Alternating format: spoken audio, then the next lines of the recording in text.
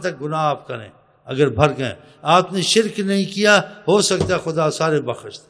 حدیثوں میں ایسے بھی آیا، اے میرے بندے اگر تم نے شرک نہیں کیا ہے اور تم زمین سے آسمان تک گناہ بھر دیں، میں بخشنے میں آؤں گا، کوئی پرواہ نہیں کروں گا، بخش دوں۔ ایک شرک کی معافی نہیں ہے۔ ان الشرک لظلم عظیم، بہت بڑا ظلم ہے۔ وَمَن يُشْرِكْ بِاللَّهِ فَكَأَنَّمَا خَرَّ مِنَ السَّمَاءِ، جو شرک کرتا ہے آسمان سے گرتا ہے، جو آسمان سے گرے بچتا ہے۔ ایک صحابی تھے، آقا جی کے پاس آئے، کہا اللہ چاہے گا آپ چاہیں گے۔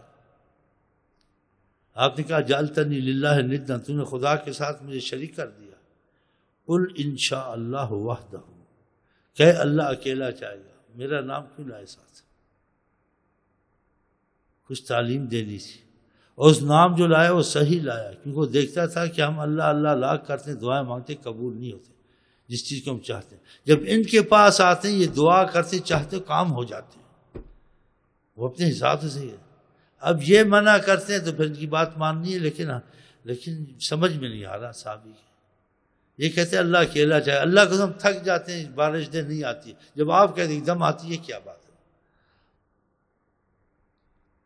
اور اتنی مصیبتیں ہماری ٹلتی ہیں، آپ کی وجہ سے ٹلتی ہیں، جب آپ چاہتے ہیں دعا کرتے ہیں۔ کہا تو صحیح تھا اس نے، لیکن آقا جی پہلی لوگ جو یہود نصارہ اپنے نبیوں کے ساتھ شرک کرنے لگے، کہا یہ ایسے مبتلا نہ، ان کو مضبوط کرنا تھا۔ وہ چپ ہو گیا، آپ بھی تھوڑے خاموش ہو گئے، یہ مفہوم ہے۔ آپ کے انداز ایسے، وہ تھوڑی دیر کے بعد بولے اگر تم ایسا سمجھتے ہو کہ میرا تمہارے میں آنا ایک بہت بڑی رحمت کا نزول ہے اور ایک بہت بڑا تم پر خدا کا احسان ہے، اس چیز کو سمجھ چکے ہو، جیسے خدا نے کہا لقد من اللہ علی المؤمنین، خدا نے ایمان والوں پر احسان کیا، آپ کو بھیج دیا، تو فائدہ ہے تو بھیجا نا، وسیلہ بنتے تو فائدہ، تو اس کو کیسے سمجھایا بعد میں؟ تھوڑا توقف کیا، وہ خاموش۔ اگر ایسا کہنا چاہتے ہو خدا سے ملا کر نہ کہو، خدا کا میرا فرق رکھا ہوگا کہ وسیلے کی صورت میں۔ قل انشاء اللہ ثم شاء محمد، ایسے کہو اللہ چاہیں گے پھر حضرت محمد مصطفیٰ چاہیں گے، ایسا ملا کر مت کہو۔ دیکھا کیسے؟ جیسے 24 یا پیر مدد یا غوث مدد یا علی مدد، یہ آیا دیواروں پہ لکھا ہوا ہے، کلفیوں کے ادھر لکھا ہوا ہے، یہ اسلام نے سکھایا، یہ سارے شرک کرتے ہیں، اور یہ مولوی شرک ان کو سکھاتے ہیں۔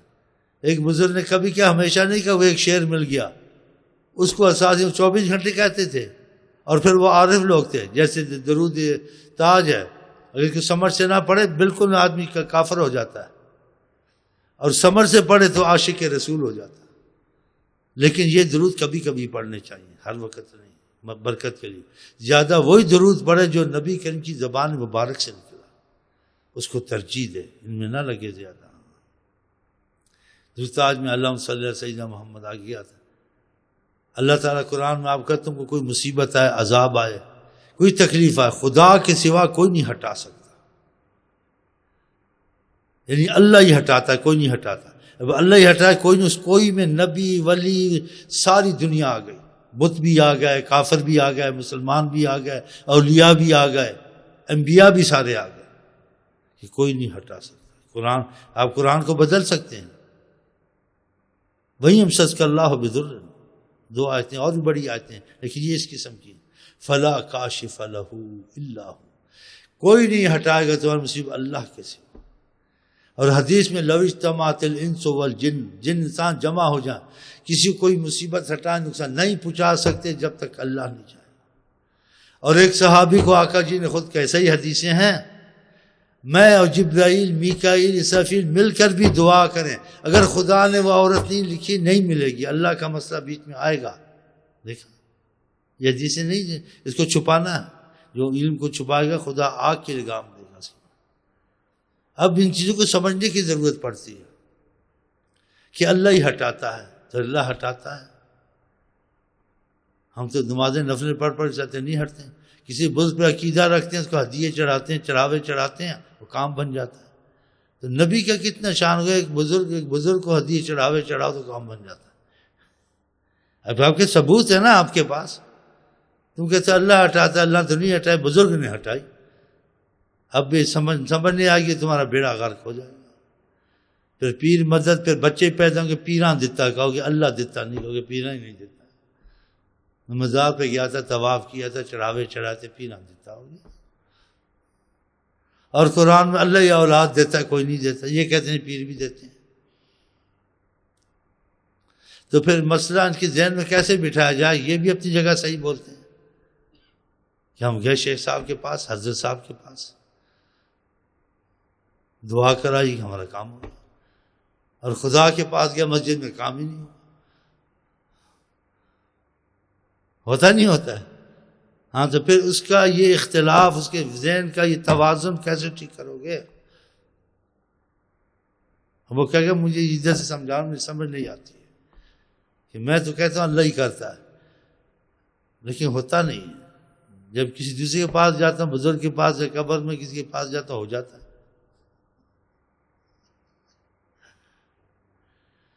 یہ بہت بڑا دھوکہ ہے اور بہت بڑی ناسمجھی کی بات ہے کہ اللہ ہی کرتا ہے، بزرگ نہیں کرتا. لیکن بزرگ کا خدا سے تعلق ہے، خدا سے کروا لیتا ہے، کرتا نہیں. سمجھ کرتا نہیں، کروا لیتا ہے. تم خدا سے نہیں کر، تم نے خدا کو راضی نہیں کیا، اس نے خدا سے جوڑ گٹھ کر لیا، خدا کو راضی کر لیا. اب سمجھے؟ اب مسئلہ حل ہو گیا. اللہ ہی کرتا ہے، بزرگ نہیں کرتا. کیونکہ بزرگ نے کیا، بزرگ نے خود نہیں کیا. بزرگ نے دعا مانگی، اللہ سے کروایا. تم نے دعا مانگی، تمہاری دعا نہیں قبول، اس کی ہو گئی. اللہ نے تمہاری دعا سے نہیں کیا، اس کی دعا سے کیا. شاید خدا سے ڈرتا تھا. اب سمجھے؟ تو انبیاء اولیاء مصیبتیں نہیں ہٹاتے، اللہ ہٹاتے. اور یہ ہٹوا سکتے ہیں بس. اب سمجھے؟ اب اختلاف ختم ہو گیا. اب درود تاج میں شرک نہیں ہے، کیونکہ وہ لفظ اگر ظاہر لوگے شرک ہوگا. اگر اس مطلب اس فہم سے پڑھو گے، اس سمجھ سے پڑھو گے، شرک نہیں ہے. جیسے خدا کہتا ہے تم کو کوئی تکلیف مصیبت ہے، خدا کے سوا کوئی نہیں ہٹا سکتا. اور درود تاج میں دافع البلاء والوباء والقحط والمرض، بلاؤں کے، قحط سالی کے، مرضوں کے دفع کرنے والے ہیں. اسمہ مکتوب مرفوع مشفوع، وہ تو بڑی چیز ہے، ان کا نام بھی، اس سے بھی بلائیں دفع ہوتی ہیں. منقوش فی اللوح والقلم، لوح قلم پہ نام مقدس لکھا ہوا ہے. اب کہ قرآن میں تو نہیں ہے، تو شرک ہو گیا. اگر تم سمجھ سے کام لو، سمجھ میں آ گیا، کیونکہ وہ عارف لوگ ہوتے ہیں اور تم کو خدا نے فہم صلاحیت علم کی دی ہوئی ہے. اسی قرآن میں فوق کل ذی علم علیم، ہر ایک علم وہاں سے علم والا اونچا ہوتا ہے. پھر کیسے ان کا اتفاق ہوگا؟ اگر یہ لوگوں سے بات کرو جتنی ان کی صلاحیت علم میں ہو، نہ ہو تو نہ کرو. سمجھے گے نہیں، الٹ معاملہ ہو جائے گا. تو یہ درود تاج سب کو دینا اچھا نہیں ہے، اور سب کو جبر نہیں ہے. تم وہ درود میں وہ اگر سمجھ میں آ جائے تب بھی ہر وقت پڑھنا اچھا نہیں. ہر وقت وہی دعائیں پڑھی جائیں، وہی درود پڑھی جائیں جو آقا کی زبان سے نکلی، وہ سب سے افضل ہوں گی نہیں ہوں گی اسی پہ. بہرحال یہ قرآن میں کوئی نہیں ہٹا سکتا. انہوں نے کہا دافع البلاء والوباء والقحط. اگر اس نے کہا کہ ہاں اللہ ہی ہٹاتا ہے، لیکن آقا جی بھی ہٹاتے ہیں، لیکن آقا جی کیسے ہٹاتے ہیں؟ جب اللہ سے دعا مانگتے ہیں ہٹ جاتا ہے. اب شرک نہیں ہوا. تمہاری سمجھ میں بات آ گئی. وسیلے کے طور سے دافع البلاء ہے، اللہ حقیقتاً ہے. انبیاء اولیاء حقیقتاً دافع البلاء نہیں، نہ حضرت محمد مصطفیٰ.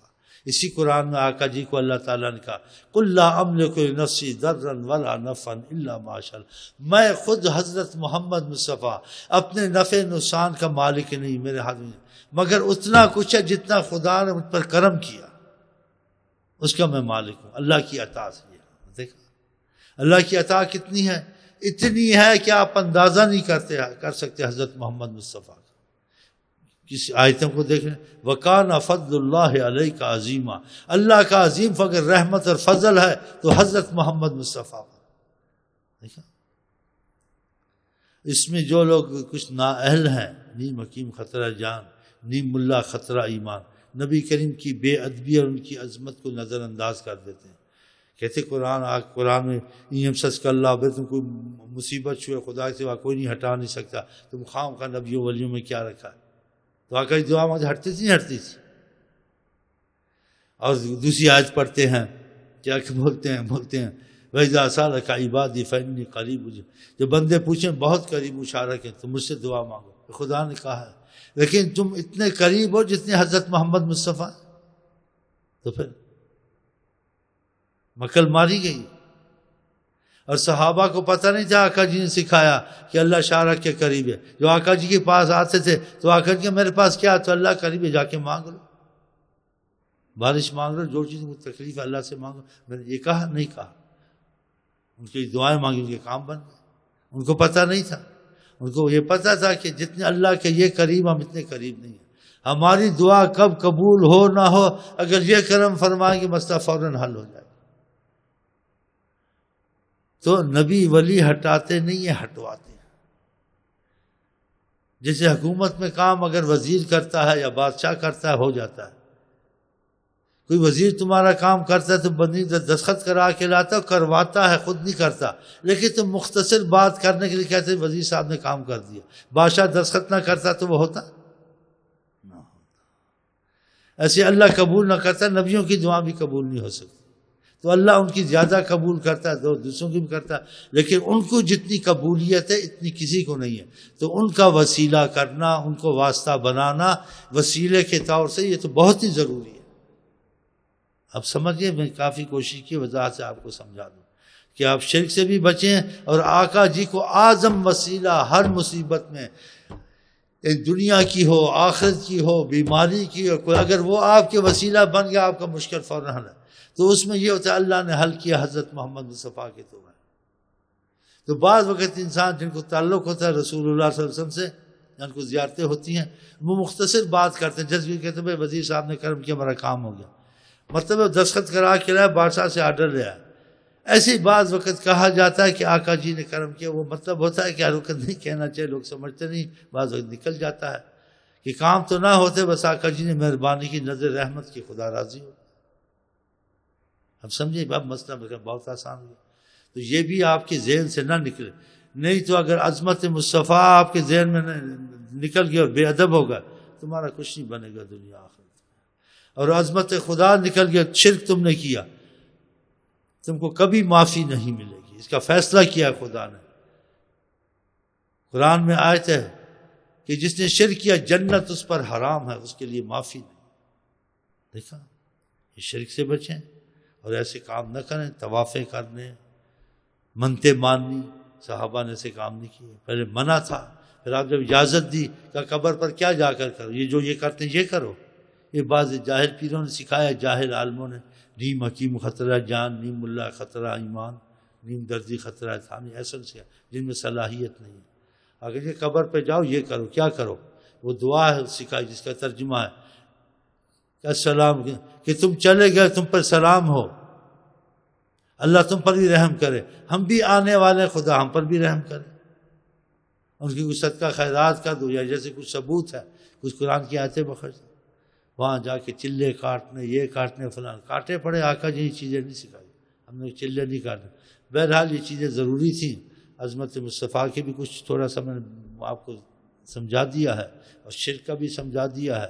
ہر معاملے میں اللہ تعالیٰ کے ہمارے تمہارے درمیان میں حضرت محمد مصطفیٰ ہیں وسیلے کے طور سے.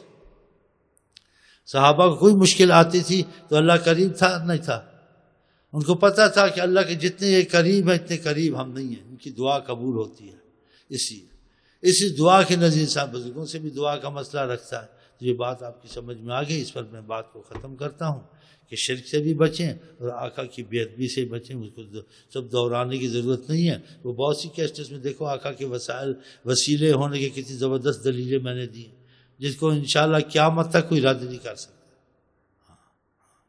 اور شرک سے بھی بڑا بچیں. پاکستان میں شرک بڑا ہوتا ہے اور سمجھانے والے کو سمجھا نہیں سکتے ہیں، اور جب سمجھاتے ہیں تو وضاحت اتنی کرتے ہیں ان کو سمجھ نہیں آتا. پھر وہ کہتے ہیں پتہ نہیں ہے کچھ کہندے کچھ آسان نہیں پتہ اسی کتنے جائیں. تو پھر کتنے جائیں دے اتھے جائیں کتنے جائیں. جو چیز سمجھنا ہے ان سے چھڑ دے بس. واللہ عالم، بس ختم، گلی ختم. ہاں پڑھو ہی نہیں اس میں پہلے میں نے کہا کہ داما یوریبا قلعہ مان، جو چیز مترجم نے آقا نے کیا چھوڑ دو، قرآن سے اختلاف ہو چھوڑ دو تو راحت ہے، اس میں پڑھنے سے تمہیں مصیبت ہے۔ اور جن کو علم ملا ہے بعضوں کو تھوڑا بہت اور بحث کرتے ہیں، وہ اپنے ایمان کو تباہ کر کے مرتے ہیں۔ علم جتنا بھی پڑھے اس کے مفہوم باقی رہتے ہیں۔ خضر علیہ السلام، موسیٰ علیہ السلام جب گئے تھے اضافہ علم کا چاہا، انہوں نے کیا کہا ان کو؟ کہا سمندر دیکھا ہے؟ کہاں دیکھ رہے ہیں؟ کہا اس میں سے قطرہ پانی نکال لو تو پھر کتنا باقی؟ کہا تو وہ تو جیسے کسی نے کچھ نکالا نہیں قطرے سے تو فرق نہیں پڑتا۔ کہا علم ایسا سمندر جتنے کچھ سیکھا سمجھو سیکھا ہی سمندر باقی ہے۔ تو پھر اس چیزیں میں زیادہ نہ پڑھیں، تمہارے لیے آسان جس کی سمجھ ہے وہ تو خدا نے آسان، 5 وقت کی نماز، کوئی گناہ توبہ، اور جو قرآن حدیث میں اس میں زیادہ بحث نہ کریں، ایک نیت رکھیں، ایک عقیدہ چھوٹا سا، اس میں سب کچھ آ جائے گا۔ آقا جی نے امت کو اتنا پریشان نہیں کیا جتنے یہ مولوی پریشان کرتے ہیں کہ جو قرآن حدیث میں سب پہ میں ایمان رکھتا ہوں، میری سمجھ میں آئے نہ آئے بس، اور نہ اس میں بحث کرتا ہوں، نہ اس کے سمجھنے کی زیادہ کوشش کرتا ہوں۔ اسی زیادہ سے کوئی یہ کچھ بولے گا وہ کچھ بولے گا، عام چیز سب کو سمجھ ہے، یہ گناہ ہے، نہیں کرنا ہے۔ اللہ ایک ہے، ٹھیک ہے، رسول اللہ برحق رسول ہے، ٹھیک ہے، بس ختم۔ اور جو اختلاف کی بات کرے یا اختلاف کی کتاب نہ دیکھو، یہ وسوسے آپ کو اتنا پریشان کریں کہ مرتے دم تک پریشان کریں۔ کوئی مولوی ہے، بریلوی ہے، جو بندی، سب کا احترام کرنا۔ آقا جی نے کہا کہ عالم کا اور سفید داڑھی والے کا اور حافظ قرآن کا اور عادل بادشاہ کا جو احترام نہیں کرتا وہ منافق ہے۔ سب علماء، سب کا احترام۔ جہاں قرآن حدیث سے اختلاف کی باتیں نہیں کہ کوئی بھی کہے ٹھیک ہے جزاک اللہ خیر، اور جہاں اختلاف کی بات کوئی کرے ایک دم بھاگنا، مسجد سے دیکھنا ہی نہیں۔ اختلاف کی بات نہ سنیں نہ پڑھیں۔ آپ کے بعد زندگی کی بہت مہلت تھوڑی، 2-4 دن ہے، کس نے کب چلا جانا۔ آپ نے کوئی خدا سے معاملہ ٹھیک کرنا ہے، کوئی نفس شیطان سے جان چھڑانی ہے، کچھ ایمان کو مضبوط کرنا ہے، کچھ 2 نمازیں مضبوط۔ آپ ان چیزوں میں پڑھو گے تو تمہارا تو سارا مسئلہ گڑبڑ ہو جائے گا، ذہن تمہارا ہر وقت منتشر رہے گا، اور یکسوئی تمہارے دل کو سکون نصیب ہی نہیں ہوگا۔ اور ہو سکتا ہے کہ تم ایمان کے کمزور ہو، تم اسلام سے ہی بدعقیدہ ہو۔ بعض لوگ ایسے ان مولویوں کی وجہ سے ہو گیا، اسلام سے ہی بدعقیدہ کہ یہ بولتا ہے کیا اسلام ہے، اب بتائیں۔